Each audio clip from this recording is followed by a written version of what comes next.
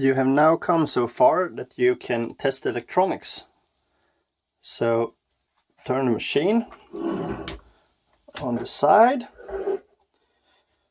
turn it on and off, and check the rotation on the drive motor to make sure that the thread is pushing on a bolt.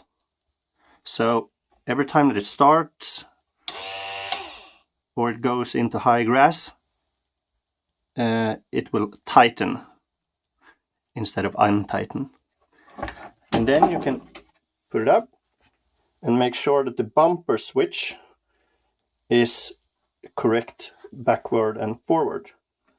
And that will work like this. So it goes forward, push it backwards, push it forward, push it backward. This is the correct way. Okay.